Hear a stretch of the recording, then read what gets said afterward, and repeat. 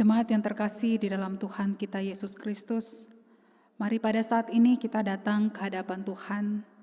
Kita mau beribadah kepadanya dengan satu keyakinan bahwa pertolongan kita ialah datangnya dari Allah pencipta langit dan bumi serta segala isinya, dan yang tidak pernah meninggalkan hasil perbuatan tangannya.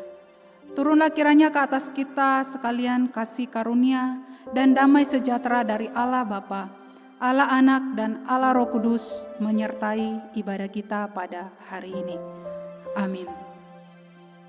Bapak, Ibu, saudara-saudari yang terkasih di dalam Tuhan, syukur kepada Allah oleh karena kasih-Nya yang senantiasa memelihara hidup kita, sehingga kita boleh memasuki minggu yang pertama di bulan September ini.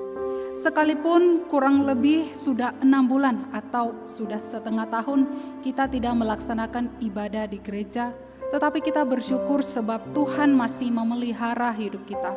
Bahkan Dia masih memberikan kesempatan kepada kita untuk berbakti kepadanya. Mari pada saat ini kita memuji Dia, kita memuliakan karena kasih-Nya yang tidak terduga di dalam kehidupan kita. Mari kita menyanyi kasih Allah tak terduga.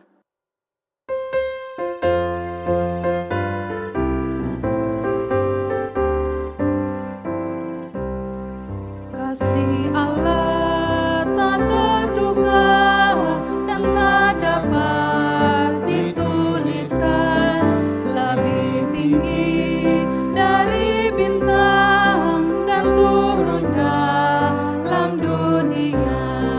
Pada manusia berdosa, kasih-Nya melimpah.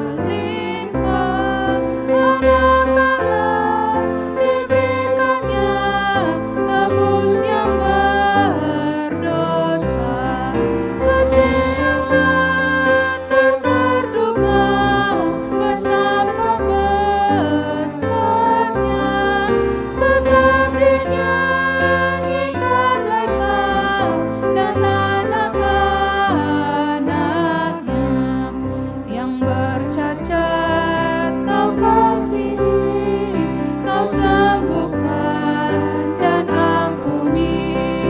Kasih Allah tak terbatas hingga ku dapat sempurna. Bila zaman ini lalu, dunia pun hancurlah, tetap teguh kasih Allah kekal terus selamanya. Kasih Allah tak terduga, betapa besarnya, tetap dinyanyikan mereka dan anak-anaknya.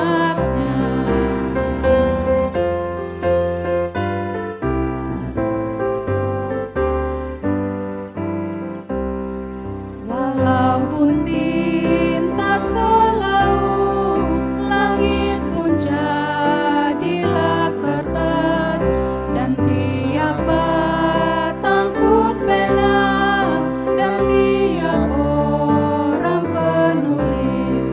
Lalu menulis kasih-Nya sungguh tak terduga. Langit pun tak akan muat, timur terus ke barat. Kasih Allah tak terduga, betapa besarnya, tetap dinyanyikan mereka dan anak-anaknya.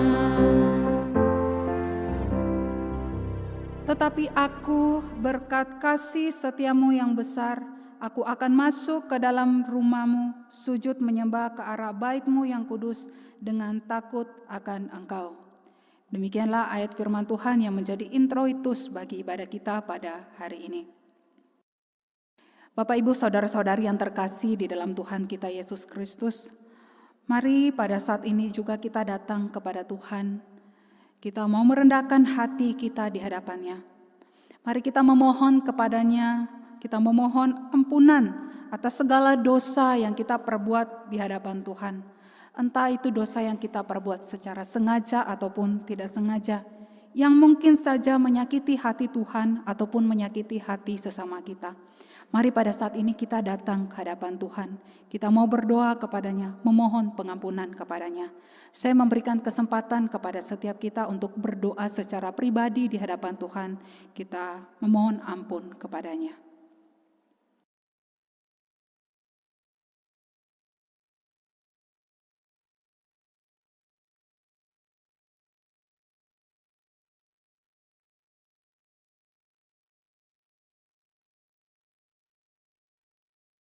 Bapa kami di dalam surga, tak henti-hentinya Tuhan kami bersyukur atas kasih setiamu yang melimpah di dalam hidup kami. Sekalipun kami, umat-Mu, seringkali gagal melakukan kehendak Tuhan. Kami seringkali menyimpang dari kebenaran-Mu Tuhan. Tetapi kasih-Mu Tuhan tidak pernah berhenti Engkau curahkan di dalam kehidupan kami.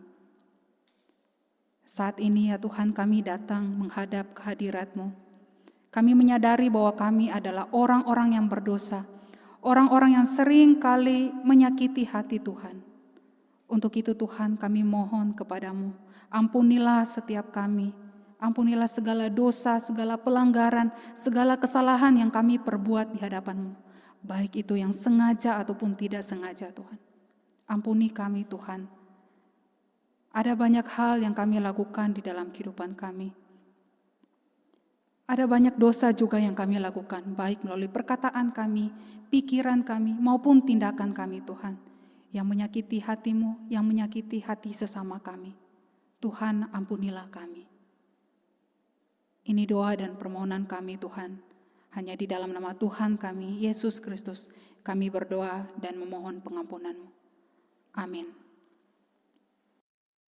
Bapak, Ibu, Saudara-saudari, dengarkanlah berita anugerah bagi setiap kita yang terambil di dalam Efesus pasal yang kelima ayat yang kedua. Dan hiduplah di dalam kasih, sebagaimana Kristus Yesus juga telah mengasihi kamu, dan telah menyerahkan dirinya untuk kita sebagai persembahan dan korban yang harum bagi Allah. Lalu dengarkanlah juga ayat firman Tuhan yang menjadi petunjuk hidup baru. Dan biarlah firman Tuhan ini dapat kita lakukan di dalam kehidupan kita. Yang terambil di dalam 1 Korintus pasal yang kedua, ayat yang ke-14 sampai ayat yang ke-16. Tetapi manusia duniawi tidak menerima apa yang berasal dari Roh Allah, karena hal itu baginya adalah suatu kebodohan, dan ia tidak dapat memahaminya, sebab hal itu hanya dapat dinilai secara rohani. Tetapi manusia rohani menilai segala sesuatu, tetapi ia sendiri tidak dinilai oleh orang lain. Sebab siapakah yang mengetahui pikiran Tuhan sehingga ia dapat menasihati dia? Tetapi kami memiliki pikiran Kristus. Nah, Bapak Ibu, sebagai orang yang telah mendapat kasih dan anugerah Allah, seharusnya kita hidup seturut dengan firman Tuhan. Sekalipun kita berdosa dan sering gagal melakukan kehendak Allah, tetapi marilah kita mau hidup suci dengan memohon Allah untuk menolong kita. Mari kita menyanyikan satu pujian dari PPR nomor 172, Suci Sampai Selamanya.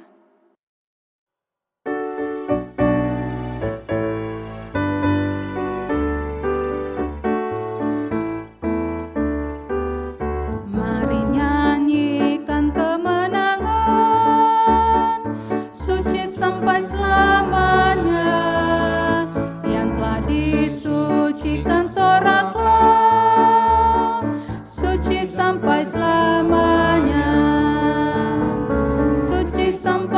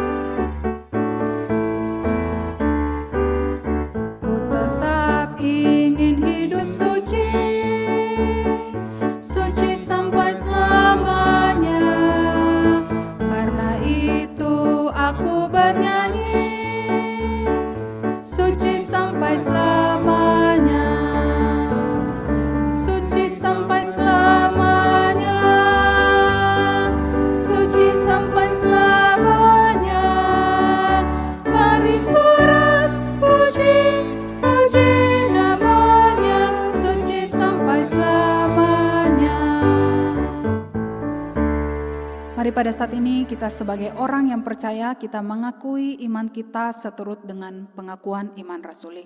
Hendaklah setiap yang percaya berkata demikian. Aku percaya kepada Allah, Bapa yang Maha Kuasa, Khalik langit dan bumi, dan kepada Yesus Kristus, anaknya yang tunggal Tuhan kita, yang dikandung dari Roh Kudus, lahir dari anak darah Maria, yang menderita sengsara di bawah pemerintahan Pontius Pilatus, disalibkan, mati dan dikuburkan, turun ke dalam kerajaan maut. Pada hari yang ketiga, bangkit pula dari antara orang mati, naik ke surga, duduk di sebelah kanan Allah, Bapa yang Maha Kuasa. Dan dari sana ia akan datang untuk menghakimi orang yang hidup dan yang mati. Aku percaya kepada Roh Kudus, gereja yang kudus dan am, persekutuan orang kudus, pengampunan dosa, kebangkitan tubuh, dan hidup yang kekal. Amin. Pada saat ini kita akan bersama menaikkan doa-doa kita di hadapan Tuhan. Mari yang pertama kita berdoa terus untuk bangsa dan negara kita, terlebih untuk Kota Malang dan Jawa Timur. Kiranya Tuhan terus yang menolong khususnya di dalam masa-masa pandemi ini, biarlah pandemi ini juga dapat segera berlalu di dalam negara kita. Kita juga doakan setiap masyarakat yang ada supaya masyarakat boleh taat, patuh pada setiap aturan atau kebijakan yang diberikan oleh pemerintah. Lalu yang kedua, mari kita juga terus berdoa untuk setiap tenaga medis yang bertugas, maupun juga setiap rumah sakit yang membantu setiap pasien COVID-19. Kita doakan kiranya Tuhan menolong setiap mereka. Dan yang terakhir kita juga berdoa untuk pergumulan setiap jemaat di GKT Blimbing dan juga setiap pelayanan-pelayanan yang dilakukan di dalam gereja kita ini. Mari bersama kita berdoa dengan membuka suara kita. Tuhan Allah Bapa kami yang bertata di dalam kerajaan surga, terima kasih untuk pemeliharaan-Mu Tuhan yang sempurna di dalam kehidupan kami. Kami bersyukur Tuhan karena Engkau telah menyertai menolong kami dalam seminggu yang telah berlalu. Tuhan boleh menyertai kami di dalam pekerjaan kami, di dalam keluarga kami. Tuhan boleh memberikan kami kekuatan dan kesehatan, sehingga kami boleh melakukan berbagai aktivitas, pekerjaan, dan tanggung jawab. Terima kasih Tuhan, dan pada saat ini kami datang di hadapan Tuhan. Kami mau berdoa Tuhan, terlebih kami mengingat untuk situasi dan kondisi di dalam negara kami Tuhan, di dalam bangsa kami ini.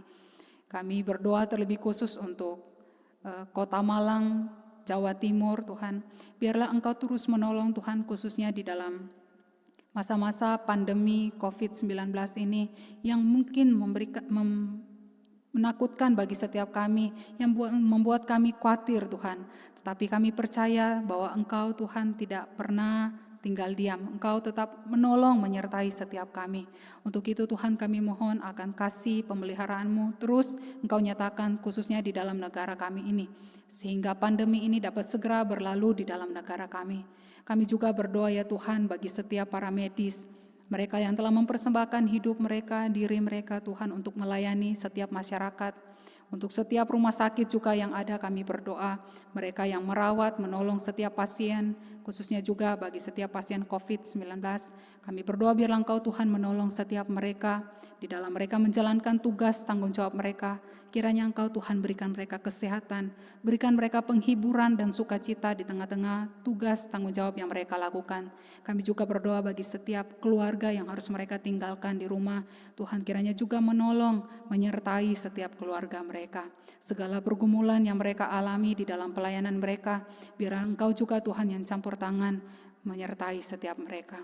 Tuhan, saat ini juga kami berdoa untuk gereja kami, untuk setiap jemaat Tuhan di GKT Blimbing, biar Engkau Tuhan yang terus menolong mereka di dalam pekerjaan mereka, di dalam keseharian mereka. Mungkin ada jemaat yang saat ini terbaring lemah karena sakit, ada yang mungkin dirawat di rumah sakit ataupun yang dirawat di rumah. Tuhan kiranya Engkau menyatakan kasih-Mu, pemeliharaan-Mu di dalam hidup mereka. Tuhan yang memulihkan, menyembuhkan setiap mereka dari segala sakit penyakit yang mereka derita Tuhan. Melalui setiap obat-obatan yang mereka konsumsi, makanan, minuman, maupun juga tenaga medis yang menolong mereka. Tuhan berkati semuanya itu, sehingga mereka mendapat pemulihan, kesehatan kembali untuk mereka dapat melakukan berbagai pekerjaan. Juga untuk jemaat mungkin yang bergumul di dalam pekerjaan, biarlah Engkau juga Tuhan menolong campur tangan mereka di dalam kehidupan mereka. Mungkin ada yang bekerja di rumah ataupun di luar rumah, Tuhan kiranya terus yang menyertai mereka, menolong mereka di dalam perjalanan yang harus mereka tempuh. Kami juga berdoa untuk mereka yang mungkin bergumul di dalam keluarga, Tuhan kiranya terus yang memberkati setiap keluarga mereka. Apapun rencana yang mereka lakukan untuk keluarga mereka, biarlah Tuhan juga yang menolong. Terima kasih Tuhan, kami juga berdoa untuk diri setiap kami. Mungkin ada banyak pergumulan lain yang belum sempat kami sebutkan di hadapan-Mu Tuhan, tetapi kami percaya bahwa Engkau lebih tahu dari diri kami. Untuk itu kami menyerahkan, memasrahkan seluruh hidup kami ke dalam tangan pimpinan Tuhan. Terima kasih Tuhan, ini doa dan permohonan kami bawa di hadapan-Mu. Di dalam nama Kristus Yesus kami berdoa. Amin. Bapak, Ibu, saudara-saudari yang terkasih dalam Tuhan, pada saat ini kita akan bersama mendengarkan firman Tuhan. Tetapi sebelum itu mari kita menyanyikan satu lagu yang mengatakan, penuhkanlah bejanaku.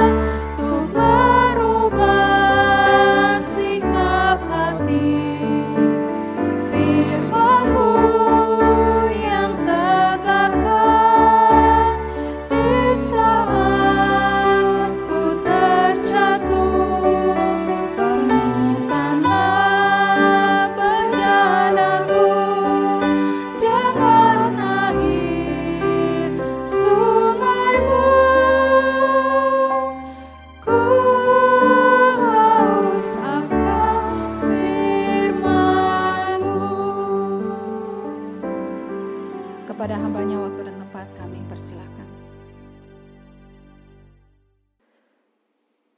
Mari kita berdoa. Bapa yang di surga, kami menaikkan syukur terima kasih kami Tuhan. Tuhan telah memimpin akan perjalanan kehidupan kami selama sebulan yang kami lalui di belakang kami. Dan di minggu ini Tuhan telah mengizinkan kami melangkahkan kaki kami memasuki minggu yang pertama di bulan September ini. Terima kasih Tuhan, dan saat ini kami mau mendengarkan firman Tuhan. Mohon Tuhan yang menolong menyertai setiap kami di dalam kami belajar firman Tuhan. Tuhan tolong hamba-Mu yang menyampaikan maupun kami yang mendengarkannya, agar di dalam keterbatasan kami tetap mengerti firman Tuhan dengan baik. Di dalam nama Tuhan kami, Yesus Kristus, kami berdoa. Amin. Shalom, selamat pagi Bapak Ibu Saudara-saudari yang terkasih. Kita bersyukur kalau di minggu ini Tuhan telah menyertai memimpin kita sehingga kita bisa memasuki lembaran yang baru, yaitu bulan yang baru, minggu yang pertama di bulan September. Dan Bapak Ibu Saudara-saudari yang terkasih, sepanjang bulan September ini kita akan merenungkan firman Tuhan dengan tema besar tentang kehidupan rohani. Dan di dalam merenungkan tema besar ini, di minggu yang pertama kita akan merenungkan tema tentang keengganan rohani. Untuk itu saya mengajak Bapak Ibu Saudara, kita akan mendasari perenungan kita hari ini di dalam firman Tuhan yang terdapat dari surat Roma pasal yang ketiga ayat 9 sampai dengan ayat 26. Roma 3 ayat 9 sampai 26. Namun kita tidak akan membaca semuanya, saya akan bacakan ayat 9 sampai dengan ayat 18, lalu disambung ayat 21 sampai dengan ayat yang ke-24. Demikian bunyi firman Tuhan. Jadi bagaimana? Adakah kita mempunyai kelebihan daripada orang lain? Sama sekali tidak. Sebab di atas telah kita tuduh baik orang Yahudi maupun orang Yunani bahwa mereka semua ada di bawah kuasa dosa. Seperti ada tertulis, tidak ada yang benar, seorang pun tidak. Tidak ada seorang pun yang berakal budi, tidak ada seorang pun yang mencari Allah. Semua orang telah menyeleweng, mereka semua tidak berguna. Tidak ada yang berbuat baik, seorang pun tidak. Kerongkongan mereka seperti kubur yang ternganga, lidah mereka merayu-rayu, bibir mereka mengandung bisa. Mulut mereka penuh dengan sumpah serapa, kaki mereka cepat untuk menumpahkan darah. Keruntuhan dan kebinasaan mereka tinggalkan di jalan mereka, dan jalan damai tidak mereka kenal. Rasa takut kepada Allah tidak ada pada orang itu. Ayat 21. Tetapi sekarang tanpa hukum Taurat, kebenaran Allah telah dinyatakan, seperti yang disaksikan dalam kitab Taurat dan kitab-kitab para nabi, yaitu kebenaran Allah karena iman dalam Yesus Kristus bagi semua orang yang percaya, sebab tidak ada perbedaan. Karena semua orang telah berbuat dosa dan telah kehilangan kemuliaan Allah, dan oleh kasih karunia telah dibenarkan dengan cuma-cuma karena penebusan dalam Kristus Yesus. Amin. Demikian jawab pembacaan firman Tuhan. Bapak Ibu saudara-saudari yang terkasih di dalam Tuhan, bertahun-tahun yang lampau saya pernah ditanya oleh seseorang. Orang ini bertanya kepada saya, Bapak Ibu saudara, apakah kamu ke gereja? Saudara, saat saya ditanya apakah saya ke gereja, tentunya saya menjawab, iya, saya ke gereja. Lalu orang ini bertanya lagi, Bapak Ibu saudara, untuk apa kamu ke gereja? Apakah kamu ke gereja untuk menebus, menghapus dosa-dosamu? Atau untuk membuatmu jadi orang suci? Dan setelah itu Bapak Ibu saudara sekalian, orang yang bertanya kepada saya ini, dia mengangkat uangnya, Bapak Ibu saudara ya. Dia mengatakan demikian. Di dalam hidup ini yang penting ada ini. Ngapain ke gereja segala? Kalau ada ini, semua dalam hidup kita beres. Nah, Bapak Ibu Saudara sekalian, dari perkataan orang ini, saya merenungkan perkataannya, saya menilai perkataannya, dan saya membayangkan Bapak Ibu Saudara ya, kalau orang seperti ini, misalnya disuruh memilih Bapak Ibu ya, antara Alkitab atau uang, Bapak Ibu Saudara pasti juga tahu jawabannya ya. Pasti orang ini memilih uang Bapak Ibu Saudara ya. Misalnya ada penawarannya, kalau kita lihat gambar ini, ada Alkitab dan ada uang, mana yang dipilih? Kalau kita ditanya mana yang kita pilih? Ya mungkin kita bisa mengatakan ya, oh saya pilih uang, tapi dengan uang itu nanti saya membeli Alkitab. Mungkin bisa gitu Bapak Ibu Saudara ya. Tetapi orang ini Bapak Ibu, saya yakin kalau dia ditanya, mana yang engkau pilih? Alkitab yang berisi firman Tuhan, antara firman Tuhan dan uang, mana yang engkau pilih? Dia pasti pilih uang, karena baginya firman Tuhan itu bukan sesuatu yang penting, bukan sesuatu yang berharga. Bapak Ibu Saudara sekalian, orang demikian merupakan gambaran orang yang secara rohani dia mengalami kematian.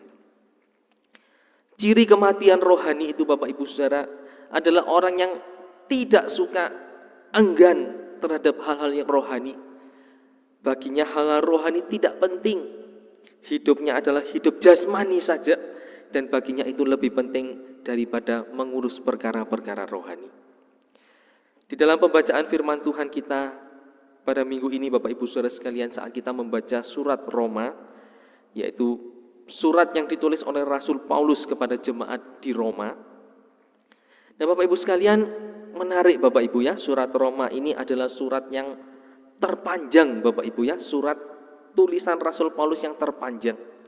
Dan di dalam surat Rasul Paulus yang panjang ini, pengajaran-pengajarannya begitu mendalam, pengajaran-pengajaran doktrin, pengajaran-pengajaran teologi yang Rasul Paulus sampaikan di sini begitu dalam.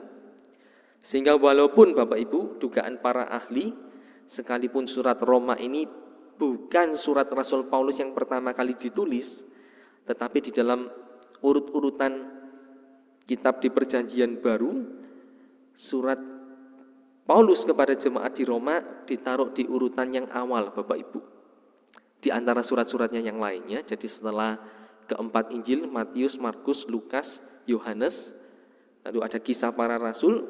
Nah saat surat-surat Paulus, maka surat Roma ini ditaruh di urutan yang pertama, surat Paulus kepada jemaat di Roma.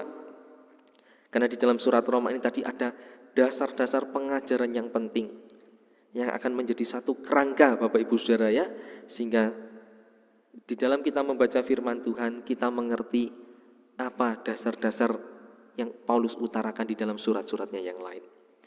Nah Bapak Ibu Saudara sekalian, di dalam bagian surat Roma yang kita baca hari ini, secara khusus kita menyinggung Bapak Ibu, apa itu yang disebut kematian rohani, dan bagaimanakah keadaan kondisi kematian rohani itu. Dan dari firman Tuhan yang kita baca Bapak Ibu sekalian, apa yang kita pelajari di sana? Yang pertama Bapak Ibu Saudara sekalian, dari firman Tuhan yang kita baca, di sini firman Allah menyatakan bahwa semua manusia adalah orang berdosa. Firman Allah menyatakan dengan jelas semua manusia adalah orang yang berdosa. Kalau kita membaca ayat 9 sampai 12 tadi Bapak Ibu sekalian, di sana dikatakan, sebab di atas telah kita tuduh baik orang Yahudi maupun orang Yunani bahwa mereka semua ada di bawah kuasa dosa. Seperti ada tertulis, tidak ada yang benar, seorang pun tidak. Tidak ada seorang pun yang berakal budi, tidak ada seorang pun yang mencari Allah. Semua orang telah menyeleweng, mereka semua tidak berguna, tidak ada yang berbuat baik, seorang pun tidak. Bapak Ibu Saudara, di sini katakan dengan jelas ayat 9 bahwa semuanya, baik orang Yahudi maupun orang Yunani, ada di bawah kuasa dosa. Bapak Ibu Saudara, ini karena Rasul Paulus menulis suratnya kepada jemaat di kota Roma, dan jemaat di kota Roma itu Bapak Ibu sekalian terdiri dari orang-orang Yahudi dan juga orang-orang non-Yahudi yang disebut orang-orang Yunani. Paulus katakan baik yang disebut orang-orang Yahudi, yang dikatakan umat pilihan Allah, maupun yang non-Yahudi, yang secara jasmani, lahiriah bukan umat pilihan Allah, dikatakan sama saja. Dua-duanya ada di bawah kuasa dosa, dan mereka tidak terkecuali sama dengan saudara dan saya. Kita semua orang berdosa. Sehingga kalau kita lanjutkan Bapak Ibu sekalian ayat 23. Karena semua orang telah berbuat dosa dan telah kehilangan kemuliaan Allah. Bapak Ibu saudara sekalian, ini satu kondisi yang sangat menyedihkan Bapak Ibu. Orang yang mengalami kematian rohani Bapak Ibu, berarti secara rohani dia tidak punya kehidupan. Dan orang yang mengalami kematian rohani, yang tidak punya hidup rohani Bapak Ibu, dia tidak suka perkara-perkara rohani. Dia enggan untuk hal-hal rohani. Mungkin kita pernah mengajak teman kita, mungkin kita pernah mencoba bersaksi kepada saudara kita, ayo ke gereja, ayo percaya Tuhan Yesus, dan dia tidak mau. Dan dia mengatakan, aku tidak peduli hal-hal rohani. Soalnya itu ciri orang yang mengalami kematian rohani Bapak Ibu. Dan di dalam bagian ini Bapak Ibu, saat kita membandingkan dengan satu ayat yang hampir mirip Bapak Ibu. Kalau Roma 3 ayat 23 mengatakan semua orang telah berbuat dosa dan kehilangan kemuliaan Allah. Maka di Roma 6 ayat 23 ayatnya mirip Bapak Ibu ya. Hanya pasal yang berbeda, Roma 3 ayat 23. Satu lagi Roma 6 ayat 23 dikatakan sebab upah dosa ialah maut. Apa itu maut Bapak Ibu saudara sekalian? Kematian. Dan kalau kita membaca keseluruhan bagian firman Tuhan, yang disebut maut kematian ini adalah kebinasaan yang kekal. Orang yang berdosa akan mengalami kematian yang kekal, kebinasaan yang kekal selama-lamanya. Di mana? Di neraka. Bapak Ibu saudara, ini gambaran orang yang mengalami kematian rohani. Orang yang mengalami kematian rohani dan mengalami kebinasaan yang kekal. Dan siapa yang mengalami kematian rohani, firman Tuhan mengatakan dengan jelas, semua orang berdosa. Saudara dan saya, kita semua tanpa terkecuali orang berdosa. Hanya ada satu manusia yang tidak berdosa Bapak Ibu saudara sekalian, yaitu Tuhan Yesus. Saat dia yang adalah Allah datang ke dunia menjadi manusia, dia menjadi manusia yang tidak berdosa. Tapi kita semua adalah orang berdosa. Bapak Ibu saudara, gambaran orang yang mengalami kematian rohani begitu menyedihkan. Bertahun-tahun yang lalu pula Bapak Ibu saudara, saya mendengar cerita dari rekan hamba Tuhan. Rekan hamba Tuhan berkata kepada saya demikian. Teman saya, kalau diajak ke gereja atau diinjili saudara ya, diberi kesaksian tentang berita Injil, selalu menolak Bapak Ibu saudara. Dan teman saya yang hamba Tuhan ini mengatakan demikian. Teman saya kalau diajak, ayo ke gereja, ayo percaya Tuhan Yesus supaya kamu selamat. Selamat itu apa? Masuk surga. Temannya kan mengatakan demikian Bapak Ibu saudara. Aku enggak kepengen masuk surga. Kalau masuk surga nanti harus yang suci, yang kudus terus hidupnya. Aku lebih senang masuk neraka. Nanti di neraka bisa pesta pora, hura-hura. Di sana ada diskotek mungkin ya, ada berbagai macam hiburan dunia yang menyenangkan. Nah Bapak Ibu saudara sekalian, ini gambarannya Bapak Ibu ya. Dan saya yakin gambaran ini merupakan gambaran yang ada di dalam pikiran orang-orang yang mati secara rohani. Dia tidak suka hal-hal rohani. Dan ini kondisi Bapak Ibu yang menyedihkan. Namun Bapak Ibu saudara, saat kita membaca lebih lanjut bagian firman Tuhan ini, firman Tuhan tidak hanya berhenti pada berita yang mengagetkan dan menakutkan ini Bapak Ibu. Tapi saat kita melanjutkan Bapak Ibu saudara, firman Tuhan ini memberi satu berita penghiburan untuk setiap kita. Saat kita melanjutkan di bagian selanjutnya Bapak Ibu sekalian, di sana kita membaca bahwa firman Allah juga menyatakan bahwa kasih karunia Tuhan membenarkan yang berdosa. Saat kita melihat lebih lanjut Bapak Ibu sekalian, firman Allah menyatakan juga kasih karunia Tuhan membenarkan orang yang berdosa. Sebagaimana tadi kita baca Bapak Ibu di dalam Roma ayat 21 sampai dengan 22 kita baca di sana Bapak Ibu sekalian. Tetapi sekarang tanpa hukum Taurat kebenaran Allah telah dinyatakan seperti yang disaksikan dalam kitab Taurat dan kitab-kitab para nabi, yaitu kebenaran Allah karena iman dalam Yesus Kristus bagi semua orang yang percaya, sebab tidak ada perbedaan. Dan kalau kita lanjutkan, karena semua orang telah berbuat dosa dan telah kehilangan kemuliaan Allah, dan oleh kasih karunia telah dibenarkan dengan cuma-cuma karena penebusan dalam Kristus Yesus. Nah Bapak Ibu Saudara sekalian, ternyata setelah firman Allah menyatakan bahwa semua orang-orang berdosa, orang yang berdosa adalah orang yang mati rohani, yang menyedihkan kondisinya. Tapi firman Allah tidak berhenti di sana Bapak Ibu Saudara sekalian.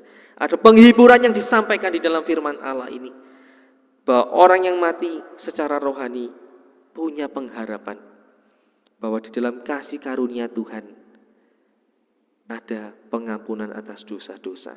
Di dalam kasih karunia Tuhan orang-orang yang berdosa itu dibenarkan. Sehingga Bapak Ibu Saudara, kita sekali lagi diingatkan, Efesus 2:8 mengatakan, sebab karena kasih karunia kamu diselamatkan oleh iman. Itu bukan hasil usahamu, tetapi pemberian Allah. Bapak Ibu Saudara, di dalam bagian ini Rasul Paulus ingin menyinggung Bapak Ibu. Tadi saya katakan jemaat di Roma ada orang-orang Yahudi, ada orang-orang Yunani atau orang-orang non-Yahudi. Dan Rasul Paulus ingin menyinggung mereka orang-orang Yahudi, orang-orang Yahudi yang membanggakan akan hukum Taurat. Mereka merasa sebagai umat pilihan Tuhan, mereka punya hukum dari Tuhan yaitu hukum Taurat. Dan mereka berpikir dengan menaati hukum Taurat, hidup mereka sempurna. Tapi pada kenyataannya tidak ada seorang pun yang mampu menaati hukum Taurat dengan sempurna. Hanya sekali lagi, hanya Tuhan Yesus yang terlahir datang ke dunia sebagai manusia. Dia tidak berdosa dan dia mampu menaati hukum Taurat dengan sempurna. Namun Bapak Ibu Saudara, orang-orang Yahudi yang lain, tidak ada seorang pun yang bisa menaati hukum Taurat dengan sempurna. Sehingga Rasul Paulus katakan sama Yahudi, Yunani, semua hidup di dalam dosa. Dan hanya anugerah Tuhan, kasih karunia Tuhan yang bisa menyelamatkan. Bapak Ibu Saudara sekalian, inilah yang terjadi Bapak Ibu. Satu berita penghiburan untuk setiap kita. Kita semua berdosa, saya berdosa, saudara berdosa. Kondisinya digambarkan firman Tuhan, kondisi kita menyedihkan. Kita orang yang mati rohani. Orang yang mati rohani tidak punya kerinduan Bapak Ibu ya. Tidak punya semangat dari dalam dirinya untuk mencari Tuhan, untuk mengenal Tuhan. Tetapi karena anugerah Tuhan, rohani kita yang mati ini dihidupkan. Dan saat rohani kita ini dihidupkan Bapak Ibu Saudara sekalian, kita bisa mencari Tuhan. Dan kita mengenal Tuhan. Karena apa Bapak Ibu Saudara? Karena kasih karunia Tuhan, karena anugerah Tuhan, kita dihidupkan dari kematian rohani kita. Bapak Ibu Saudara sekalian, suatu hari ada seorang hamba Tuhan yang sedang bercakap-cakap dengan seorang pekerja yang pekerjaannya ini di tambang Bapak Ibu ya, pekerja tambang. Dia bercakap-cakap dengan pekerja tambang ini. Dan hamba Tuhan ini menyampaikan berita Injil. Percayalah kepada Tuhan Yesus. Saat engkau percaya kepada Tuhan Yesus, engkau akan beroleh keselamatan. Dosa-dosamu akan diampuni. Namun Bapak Ibu Saudara, pekerja tambang ini di dalam pemikirannya dan dia merasa ada sesuatu yang tidak masuk akal, ada sesuatu yang menggelikan hatinya, dia mengutarakan pikirannya. Dia mengatakan demikian Bapak Ibu, apa Kamu katakan hanya dengan percaya bisa selamat. Hanya dengan percaya sama Tuhan Yesus bisa selamat dan dosa-dosa diampuni. Mengapa begitu mudah? Mengapa begitu gampang? Dan baginya seakan-akan tidak masuk akal. Kenapa begitu gampangnya untuk selamat? Hanya percaya saja. Lalu Bapak Ibu Saudara, hamba Tuhan ini bertanya kepada dia, apa pekerjaanmu? Pekerja tambang ini mengatakan, pekerjaanku ada berpuluh-puluh meter, bahkan beratus-ratus meter di dalam tanah. Aku bekerja di pertambangan. Lalu hamba Tuhan ini juga mengutarakan pikirannya. Wow, tentunya susah ya bagi kamu setiap kali berangkat kerja, turun, naik, begitu dalam ke bawah tanah. Namun Bapak Ibu Saudara, pekerja tambang ini mengatakan demikian. Oh tidak. Karena perusahaan pertambangan tempat kami bekerja itu sudah membangun lift. Jadi kami tinggal masuk di lift itu, kami tekan tombolnya, lift itu akan turun ke bawah tanah, membawa kami ke tempat kami bekerja. Saat kami selesai bekerja, kami juga kembali masuk ke lift itu. Memencet tombolnya, lift itu naik lagi ke permukaan. Jadi gampang bukan? Bapak Ibu Saudara sekalian, akhirnya hamba Tuhan ini mengatakan demikian. Apa yang engkau katakan itu persis sama dengan berita Injil itu. Saat engkau mengatakan betapa gampangnya cuma percaya pada Tuhan Yesus bisa selamat, sama. Engkau mengatakan hanya tinggal memencet tombol lift, engkau bisa sampai ke tempat kerja. Dan memencet tombol lift lagi, engkau bisa keluar lagi ke permukaan. Yang bersusah payah membangun lift itu adalah perusahaanmu. Dan engkau tinggal menikmatinya saja. Demikian pula berita tentang keselamatan. Tuhan Yesus sudah datang ke dunia, bersusah payah, menderita, mati untuk kita di kayu salib. Dan hari ini kita tinggal menikmati karya keselamatan itu. Dan memang terlihat mudah dan gampang. Hanya percaya kita diselamatkan. Bapak Ibu Saudara sekalian, dari cerita ini kita diingatkan Bapak Ibu bahwa ternyata keselamatan yang Tuhan berikan itu adalah anugerah yang luar biasa. Di balik keselamatan yang kita terima Bapak Ibu Saudara sekalian, ada penderitaan, ada aniaya, ada kesulitan yang dialami oleh Tuhan kita, Tuhan Yesus Kristus. Tuhan kita, Tuhan Yesus mau datang ke dunia dari surga yang mulia, lahir di kandang yang hina, dan di dalam kehidupannya mengalami kesulitan, penolakan dari orang-orang Yahudi. Orang-orang Yahudi mau membunuhnya. Dan sampai pada akhirnya ia pun mati di kayu salib. Dan hari ini Bapak Ibu Saudara sekalian, kita tinggal menikmatinya, karya keselamatan yang diberikannya, hanya dengan percaya kepadanya. Mudah bukan? Kenapa mudah? Karena itulah yang disebut anugerah kasih karunia. Bapak Ibu Saudara sekalian, bagaimana di dalam kehidupan kita semua Bapak Ibu? Apakah hari ini kita tergolong sebagai orang percaya yang sejati? Orang percaya yang sejati Bapak Ibu, dari dalam hatinya akan terus-menerus timbul kerinduan dan kerinduan untuk semakin dekat dengan Tuhan, semakin mengenal Tuhan lebih dalam. Dari dalam hatinya akan timbul kerinduan yang terus mengalir, rindu akan hal-hal yang rohani. Karena apa? Karena kehidupannya yang dulu mati rohani sudah dibangkitkan oleh Tuhan, oleh anugerah Tuhan, kasih karunia Tuhan. Hidup rohaninya dihidupkan. Termasuk saudara dan saya. Kita pun dulu orang yang mati rohani, tapi rohani kita dihidupkan oleh Tuhan, dihidupkan oleh karya Kristus. Sehingga hari ini kita hidup di dalam kehidupan yang rohani.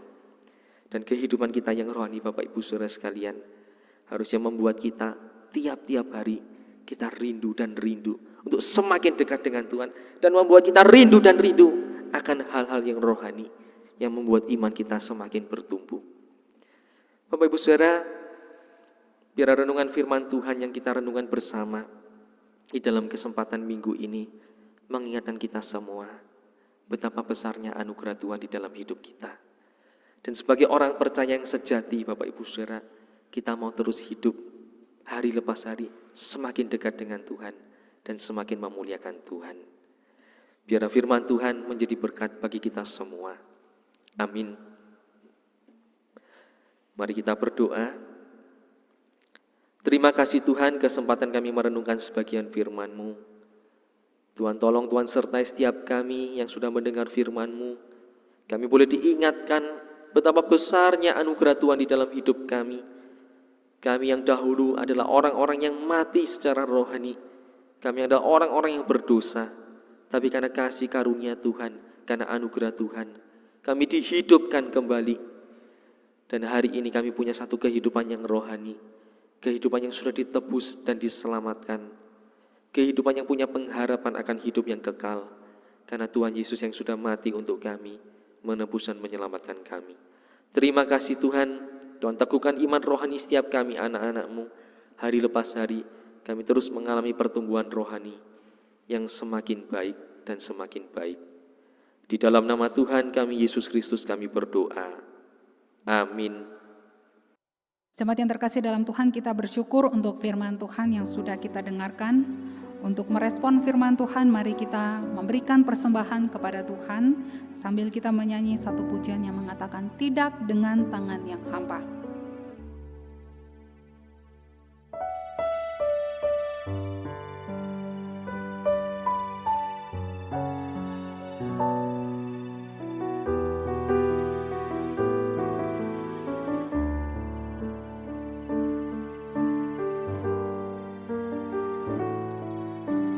Tidak dengan tangan yang hampa, ku datang ke hadirat-Mu,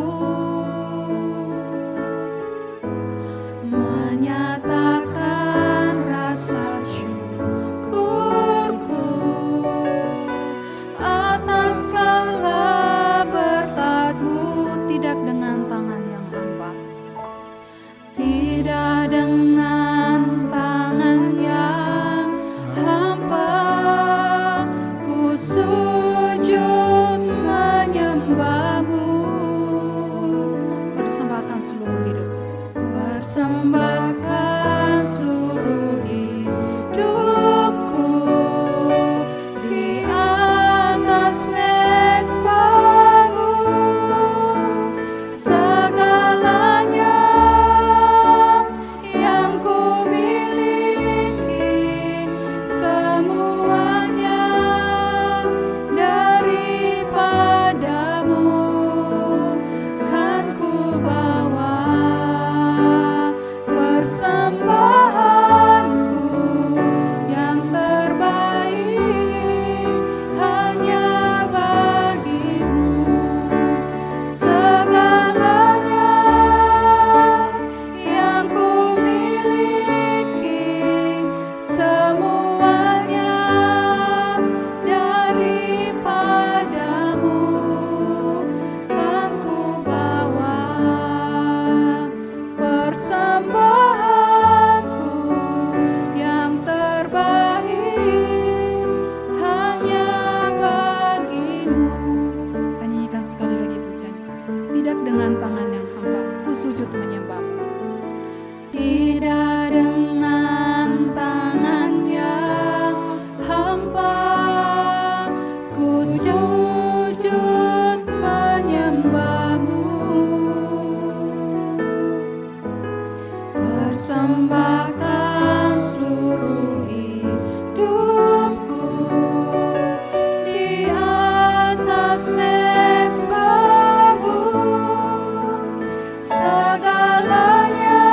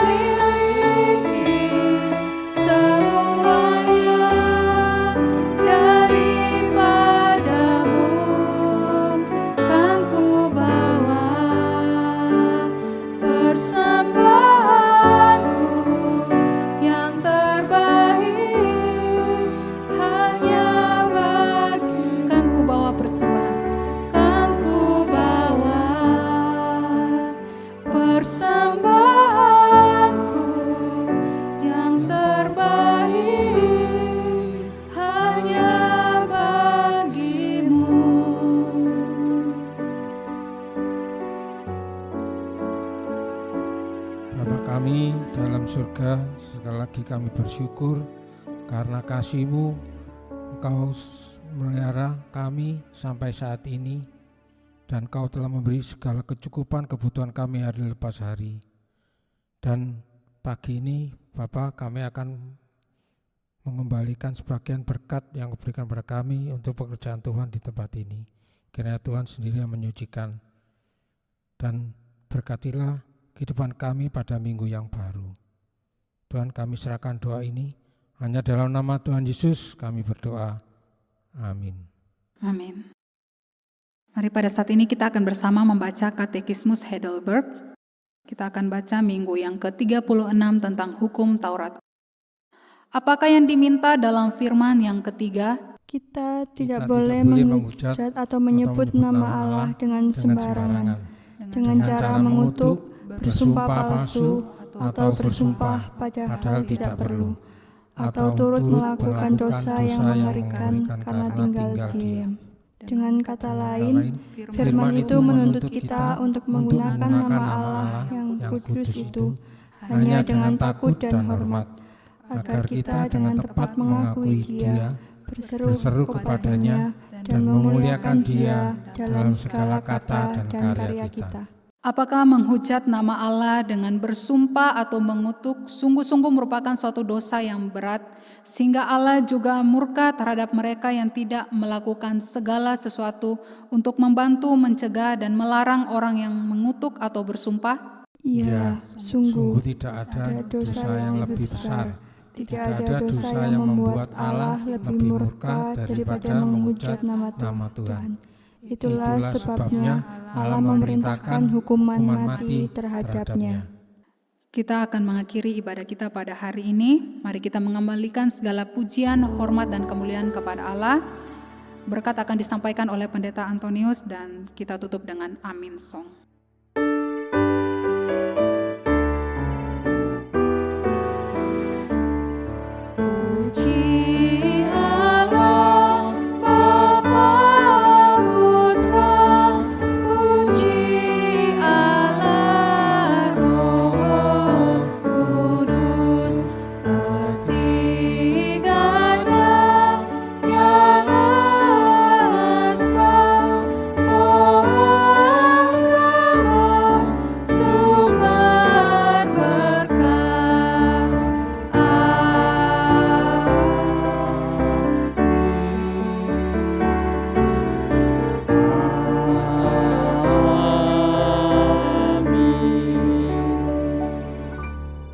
Sidang jemaat yang terkasih, marilah kita menerima berkat yang dari Tuhan. Kasih sayang dari Allah Bapa kita yang di surga, kasih karunia dari Tuhan kita Yesus Kristus, persekutuan, penghiburan, pertolongan dari Allah Roh Kudus, senantiasa menaungi dan menyertai kehidupan kita sekalian, mulai dari saat ini sampai selama-lamanya. Amin.